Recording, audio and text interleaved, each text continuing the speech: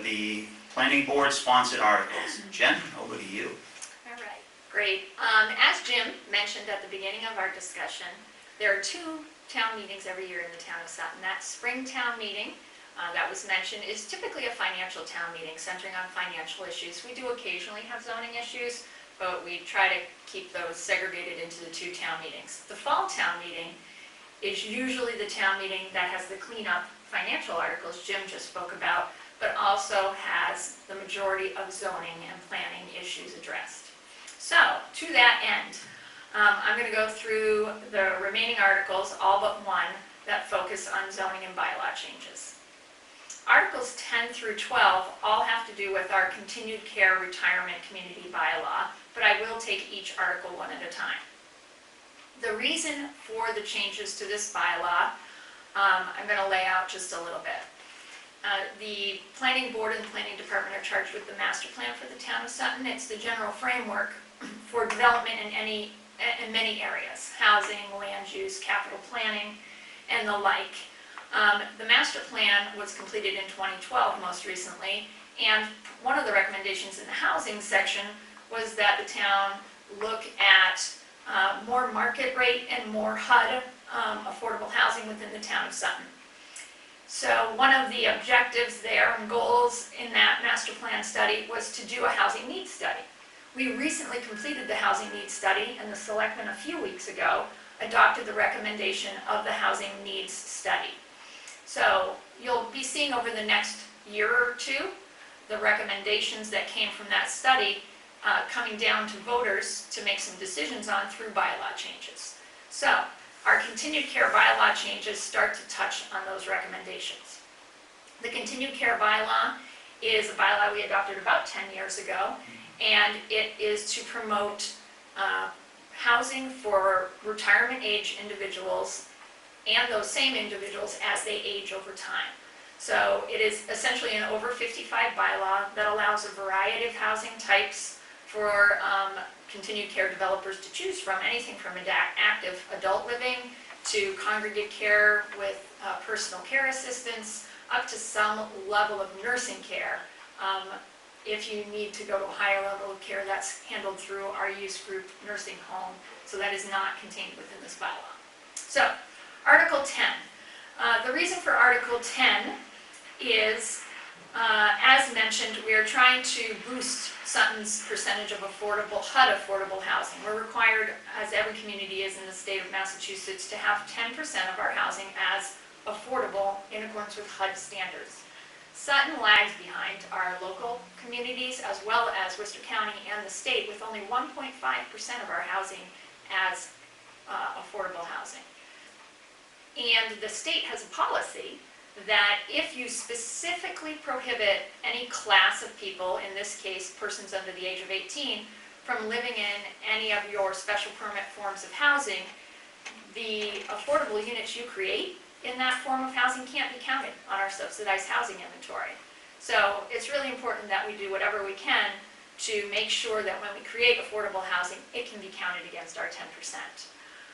So the Article 10 is literally just to remove the language in this bylaw that says nobody under the age of 18 can live in a continued care retirement community. We have very little worries about that creating a whole bunch of kids in retirement housing, because we have several developments within the town of Sutton that are 2-bedroom developments, which is the maximum number of bedrooms that are allowed in a CCRC. They really just don't produce a large number of children. And we've tracked those numbers over the years, so we know this to be fact within the town of Sutton. Additionally, this project will obviously be marketed as an over 55, unlike all the other 2-bedroom projects within the town of Sutton. So that's the gist of Article 10. Article 11 goes back to that, trying to really promote and up our percentage of HUD affordable housing.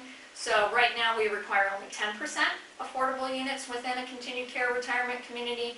So this article proposes to just increase that to 15%.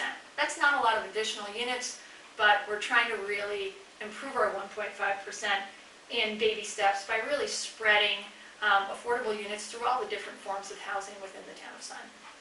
I mean, we're really talking, you know, of a 90 unit facility of what, 3 units, 4 units? Yeah, More like 2.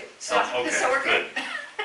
All right, Article 12 has nothing to do with affordability. It has to do with the intent of the continued care retirement bylaw. As noted, this bylaw is intended to serve people as they retire and as they age. And our goal with this bylaw is to help people be able to stay in these neighborhoods that are created through this bylaw as long as they possibly can. So to that end, the board is adding an accessibility and adaptability section to this bylaw. We recently approved our first continued care retirement community at the end of Armsby Road, right against Route 146. It's a 93-unit neighborhood called Wedgewood Farm. And during that process, we found that we could only ask the developer for things we knew would help people as they age. It wasn't written specifically into the bylaw. So the board said, you know, we really need to make sure we put in writing in the bylaw those things that will achieve the intent of this bylaw, which is to make it very different than standard condominium bylaws to really serve the intended demographic group. So this bylaw proposes that 5% of units that are built in a continued care retirement community be fully architectural access code compliant. So if you're in a wheelchair or you're otherwise physically challenged, your unit is fully compliant with all of your potential needs. And then for all other units, the balance of units, all other units have to have this following small list of elements. We've developed this list of minimum recommendations for the balance of units in consultation with ADA consultants at the Center for Living and Working in Worcester.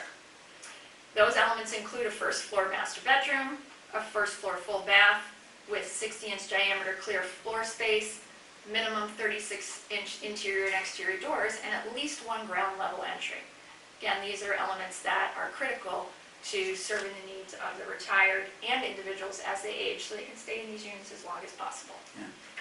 Let me point out that all of these planning board recommendations have been voted on by the planning board through a public hearing process, which took place a couple of weeks ago. So, you know, the planning board voted 5-0 to accept this article. Finance committee, this is the one item that they weren't unanimous on, and that they voted 5-1 to support this article. The one dissenter thought that it might be a cost to the developer to add these items. We don't believe that's the case. It'll be a minimal cost because they order all of their equipment in bulk supplies, whether it's doors or what have you. So, but you know, that is the finance committee's recommendation.